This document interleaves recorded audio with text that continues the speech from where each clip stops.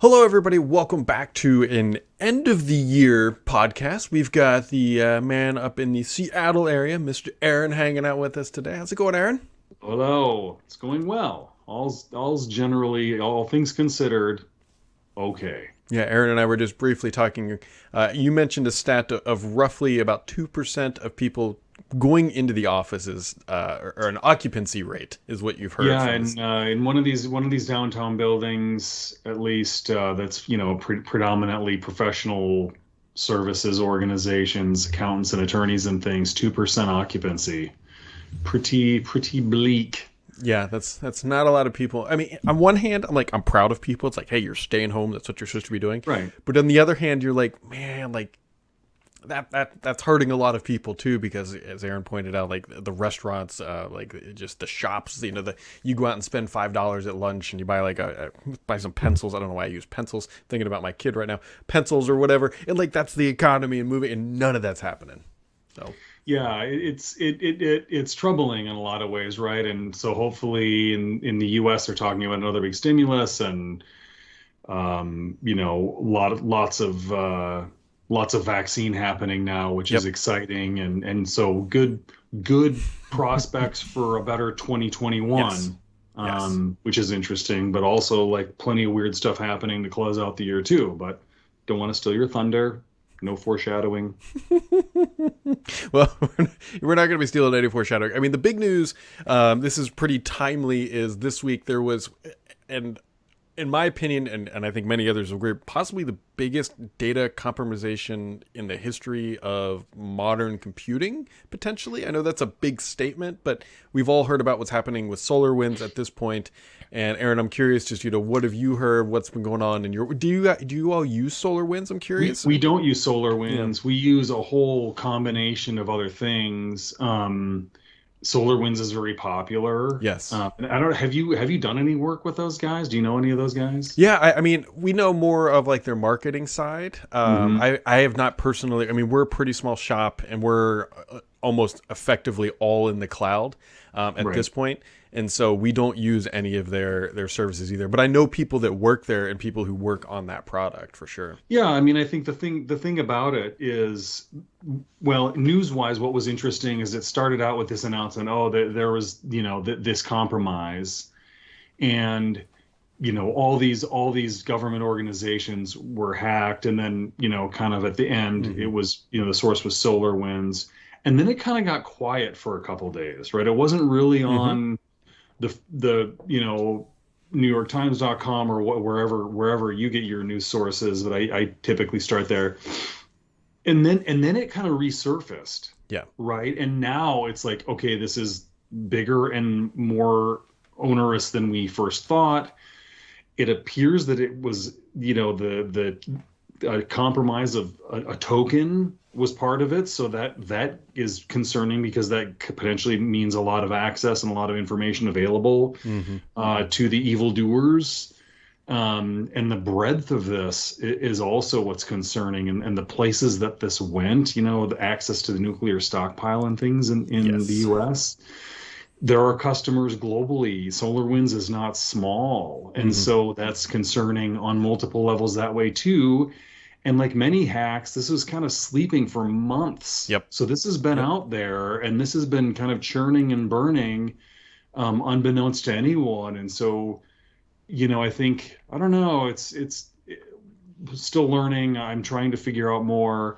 But what I know is that SolarWinds is not some joke of a company. No, They're not at all. real and they have done all the things. I'm sure they do all the penetration testing and all the things that you do when you're a large company to ensure that you have a good security posture and that your product's hardened and all those things. They, do all of the compliance matters relative Hmm. to SOC 2. And so, I don't think that this was necessarily a matter of gross negligence on their part. It's brutal. It's not a good outcome for anyone. It's not a good outcome for their business, and it's not a good outcome for any of their customers. It's not a good outcome for their prospective customers. Hmm. So I don't know. I'm sort of at a loss. I feel horrible for them. Oh yeah. I'm concerned about what that means for all of us. But Yeah, it's just sort of a really not good situation. Many moons ago, when we could get on airplanes freely and happily move about and hang out with friends, it might have been a build, just hanging out with somebody who worked on the security research team higher up on the food chain. And I was like, what keeps you up at night? Right? Like, because they have a different vantage point. I'm not even going to sit here and pretend to be a high end security expert, but she mentioned nation state attacks. Ah, And the reason why she said this is, it goes, when you have a malicious group that's trying to get Bitcoin or whatever, right? They're going to start typically small. It's very unlikely that somebody who's trying to get, 5 Bitcoin from you is going to compromise the US government, or because they need the money to survive. But when you have nation states where the money from is the government is just funneling it into them, they have no reason to expose themselves until they've already gotten everything they need. And she said, that is what keeps me up at night, because those are the people that are already in the networks that we don't know about. yeah, I mean, it's sort of amazing going back to sort of our kind of core set of topics, Windows and end users and things. Mm-hmm. Really quite amazing that there haven't been more problems with Windows in that Yeah. regard. And part of the reason is ever since the old trustworthy computing days of the, aughts, Oh, yeah. oh Yep. 03, 04, 05-ish time frame, there has been a massive effort and a considerable investment in this. And so, these people like the team you talk to and some of the things that we're aware of with the digital crimes unit, there are all these organizations within Microsoft that are set up to stay on top of this and try to stay ahead of it. There was an interesting article, I can't remember if it was on the news this morning, maybe even, and they talked about all of the ways that Microsoft tries to come at this Mm-hmm. to avoid and preempt.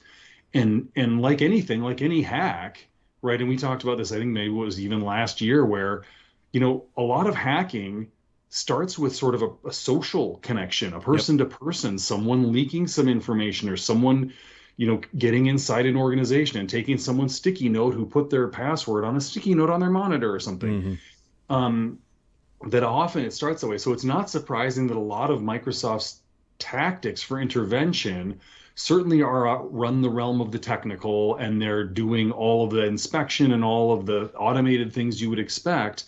But they're also mobilizing armies of lawyers in all kinds of global jurisdictions to Yes. try to hold people accountable to at least slow the attack. Mm-hmm. But it's almost like the war on drugs, where, okay, we took down this cartel. There's another whole cartel sitting right next to them, waiting for the opening, Yeah. right? Waiting for them to go down so they can get undisputed market share. And so this is our future.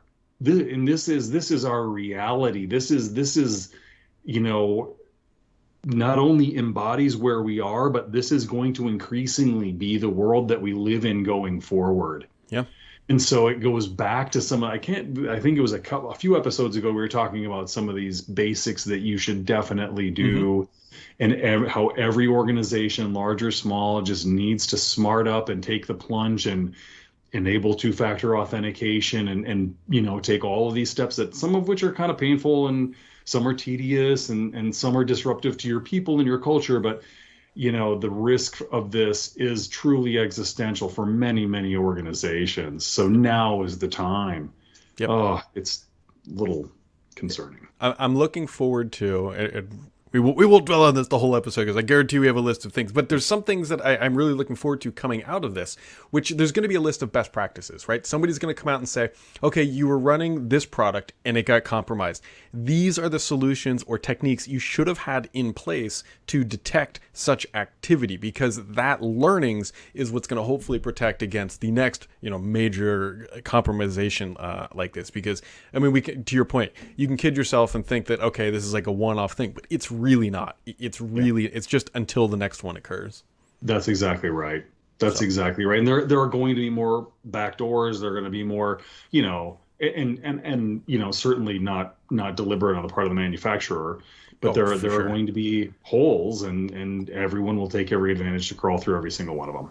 Well, this stuff always fascinates me. One of the more interesting things too is that there may not be a hole today, but as computing gets more advanced, and once people get more access to quantum computing and just different paradigms that we aren't familiar with today, might expose new holes that, like, we didn't even know existed. And so it's an ongoing, evergreen place to kind of keep your mind set. So For sure. So other things that we more usually talk about, but that was a big topic and it's impossible to avoid. Microsoft somewhat randomly just came out a couple weeks ago and said, hey, you know what? We're going to start testing feature experience packs, and just dropped it like like you're just walking along and you just kind of get hit by these things. And so I'm curious on what you make of these things. Interesting. I mean, so the idea, and I think you've got a little more scoop on this than I do. If I understand it correctly, it's like between major releases, they're going to drop, just like the name implies, like a handful of features, like two or three at a time, and then you can start to adopt those and test those and validate those. I think the biggest interesting idea, cool if it's your thing, if you're one of the early adopters, and especially if it's a feature that matters to you, sure, then that would be a great opportunity. Kind of scary in the sense that if you roll this out on any level in your organization, great opportunity to introduce all kinds of bugs and create problems for your people. But if you are in a lab and you're testing this, well, I mean, that's a great way to get ahead and give Microsoft feedback on something that might make a difference for you and your team. But it doesn't make a lot of sense to me from the perspective of, sort of validation testing. Like validating capabilities, sure, fine. But when it's released, the way that is rolled up into the burrito that is the major release or the service pack or whatever you're going to get, the hot fix, whatever it is, I just see some potential disruption coming there. I don't know. What's kind of your take, Brad? So here's sort of my gut take on what I think this is going to be, because we've talked about a couple times how 21H2, which is the release that will come out in about a year from now, maybe a little less than a year, is supposed to be a major update. But we've also wondered how they were going to do the servicing and 30 months and everything else. My guess here is that they're going to put out almost like a vanilla Windows 10 release, and then these feature packs will be how you install the new stuff. And what they'll tell enterprise customers is hey, just don't install that stuff and you'll be fine. Interesting. Yeah, I could see that. I buy that. That makes sense. That and this also reconciles, I think, our last episode we talked about how, okay, they've been on this kind of twice a year cadence. Maybe there's only one major release next year. Well, there's more that's going to come out, and they got to have some validation around that. This is a very convenient way to do it. Yep. This aligns to, lean, agile, Scrum a little bit better too, and just playing that out more into the people who take advantage of that and evaluate Windows at that level more. So I don't know. I feel like there is some relevance to this approach if that's indeed the way it's going to go. Yeah. We're also seeing, I don't know if you saw, but a couple more of these control panel things getting rolled into the Windows 10 settings app. Have you seen some of that? The minor kind of edge things. First of all, so this strategy plays into it, right? Feature packs would give you a chance to look at that and know, does it make sense? Does it work? And do you really want it back in control panel? Cool.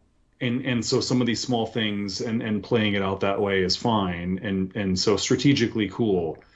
What I don't understand is why is control panel going away? Is control panel going away? Right. It seems like it's going away. Realistically, it should.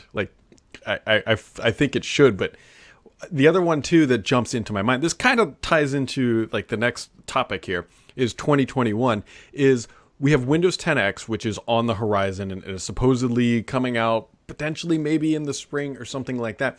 What I'm wondering here is if what you just mentioned about the control panel and the settings panel overlaps, in that to make Windows 10X a possibility or the settings work, they're pulling out, the last bits that have just been hanging around in the control panel so that 10X can operate with just the settings panel.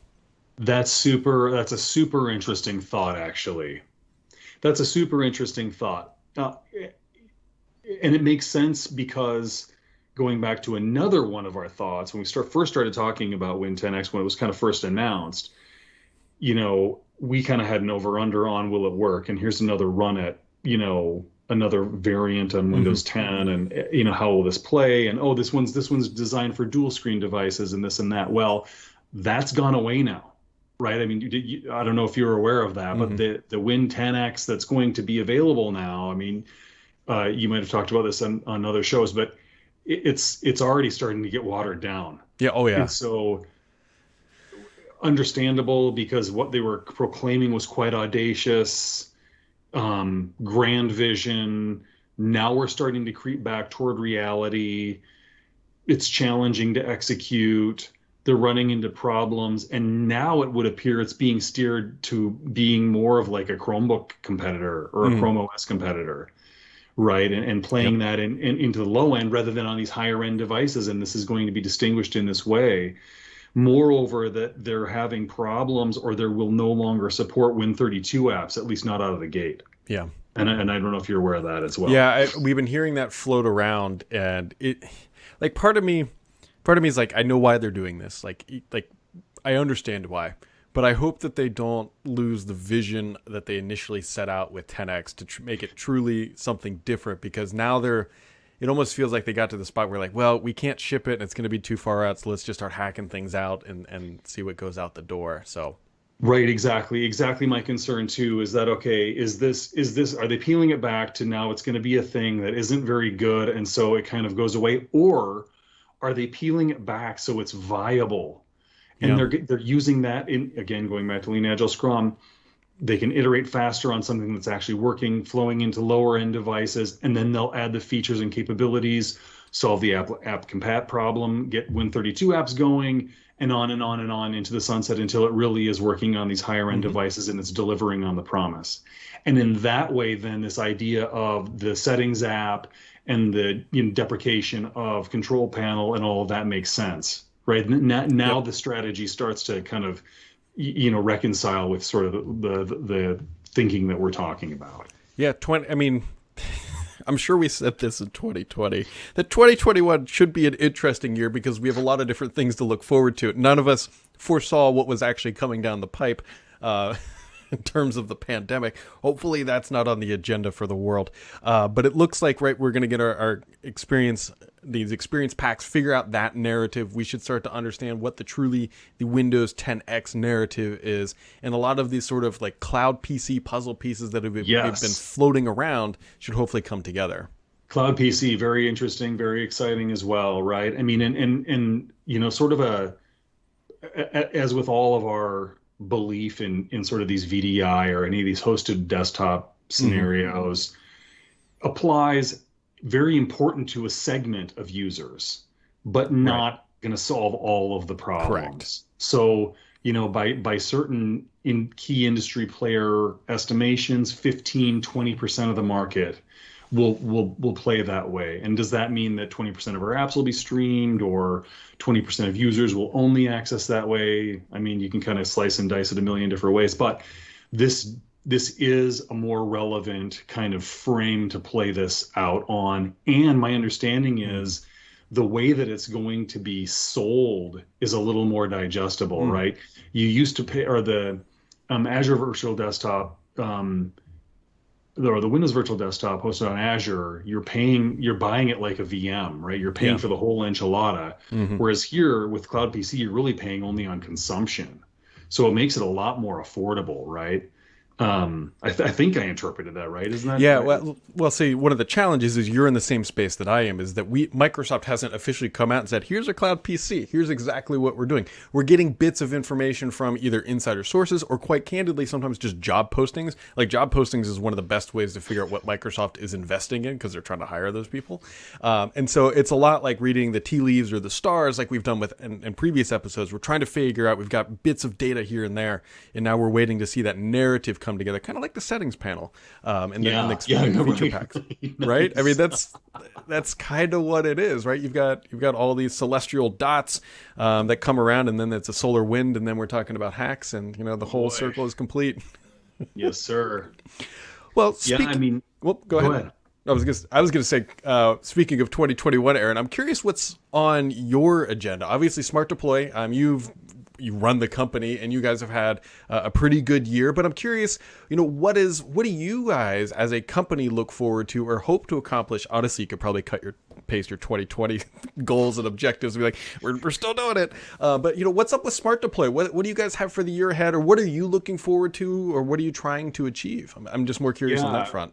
we're cooking up a major release, Oh wow. and that's been what's really brewing. So if any of our customers are listening, we've had some incremental updates and things, Mm-hmm. but not a major thing. And there is a major thing brewing, and really a lot of this revolves. We've been there's been sort of this philosophy that we've been brewing, and part of this was ushered in by the pandemic and the move to remote work, which is a substitution for the PC lifecycle management model that is reframed around the user, right? So Oh. the Hmm. PC lifecycle management looks just at the device. It Right. like divorces the person from the device. But there is this continuity, right, that we have as people. And I was just talking to one of our engineers this morning about this. Okay, how often should you reimage a device, right? And we're great believers in reimage often. And I was like, well, that's yes, that's there's security benefits to that. There are Mm-hmm. operational benefits, especially from an IT perspective, to that, from an efficiency perspective. For me, it is at least a 2 hour undertaking to reconfigure my desktop the exact way I like it, Sure. right? And there are things that we're going to do to make that easier, and sort of USNT-ish kind of things, but I want everything in dark mode, right? And when you redeploy, is everything going to be in dark mode? A bunch of it probably will be, but will 100% of those settings come over, right? And it just drives me crazy. So there are all those kinds of little switches and settings that I want. Mm-hmm. Taking another step back, if we think about PC lifecycle management and compare that to a user, Mm-hmm. right? A user is usually in your organization for an extended period of time. And they might go through multiple devices, but they're still accessing data, they're accessing apps, they're doing all of these things. And shouldn't we architect our process the around the user and around the way IT interacts with them in an intelligent way, and prescribe um, a process for managing their data and managing the way that you manage them and their Sure. hardware and all their IT assets, including their data, from the time they enter the company until the time they leave, right? And that should be the same philosophically, and this is the key point, Mm-hmm. regardless of whether they're an office worker or a remote worker. And your security posture shouldn't take a hit either way either. So not only are we sort of putting out sort of thoughts around this, but we're driving the product increasingly to be that way, right? Because isn't that reality? Yeah. Yeah. So As soon as you said the words, we should manage the user like we manage the device, from a data perspective, it was like, oh yeah, that's kind of actually a smart idea. It's one of those things you don't think about, and then as soon as somebody says it, you're like, oh yeah, that's kind of a good idea, right? Because it's the same person moving from device to device. Why shouldn't it be the same data and the same? Yeah. Hmm.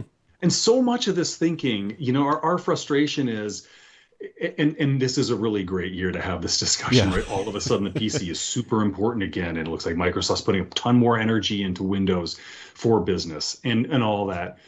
Well, a lot of this thinking really kind of stopped when mobile became really important. And then, the kind of integrated end user experience across devices, across environments, became really important, modernizing and getting on modern standards across environments, and kind of the prevalence of JavaScript as a substitute for some of the old ways that we used to do things on the web.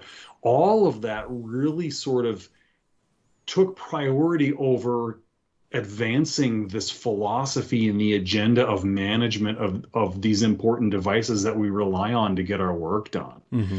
And so that's sort of how we're coming at the coming year, is really from this perspective of, as IT, our job is to keep people productive, Yep. first and foremost. And if we're only focused on their device, yes, that's good. But when we change over that device, there is a lapse in that job that IT has. Yes, great. We're taking it, we're replacing it, we're doing all that. But what about some of these other trimmings? And what about these people that are now working remotely and probably will continue to for a good proportion of them? One third to two-thirds Hmm. of people will have some sort of increased flexibility in their work life permanently. So there's a lot of that kind of thinking and getting feedback and validating some of our assumptions around that. But that's really one of the key Yeah. things that's going on. It's an I don't want to probe too deep because I know you guys got to release the product. I'll be very curious to watch how what you just said manifests into an evolution of your product. Because I wouldn't say I'm well, clearly not as familiar with your product as you are, but I'm pretty familiar with it. Like I've used it here at my house. I mean, I'm familiar with it, so I'm curious to see how this is going to evolve for the enterprise. It's going to be interesting. Yeah, and for IT, it's an easy to understand space, right? I Yep. mean, this is a job that's been around for a long time. And so the way to think about it is short of full-blown AI, Hmm. making it smarter, Yeah. right? Making it like see what's going on and like it's almost like how your ads are adapted to you. And Sure. so it's really about making smart recommendations for you to take against your endpoints. And some of that is in deprecating endpoints or Hmm. or or or retiring them or retiring what's on them, right, to save your organization money, but making those smart recommendations and things like that. So that's sort of the direction it's all going. It's going to be great. Well, we very much look forward to that. That's going to be interesting. I keep wanting to ask more, and I don't want to ruin future episodes or things that you're working on. But I will end this episode with one question, which I'm still curious. Have you done any skiing lately, Aaron? Oh, yes. Yes. And so we talked about how sometimes ski season starts very late here, Right. January or later. Yep. And the Canadian border is closed, and that's Hmm. where most of us run for our early indulgence. Well, we were delighted that around the US Thanksgiving timeframe, it just started snowing like crazy. So yes, I've gotten my share of happy days in the sun on the snow, not far from Mount Rainier. Amazing, beautiful photos. I'll put one up on Twitter. Everyone can check it out. I'll extol the exploits of my mountain fun here. It's been good. Well, we look forward to that. And we look forward to everybody else hanging out with us. Aaron, we appreciate your time. We look forward to when we see the bicycle back in your background because that means things Yes. are, slightly closer to being back to normal. To everybody else, hopefully you had a wonderful 2020 as best as it can. And 2021 is going to be better. And we'll be back in January.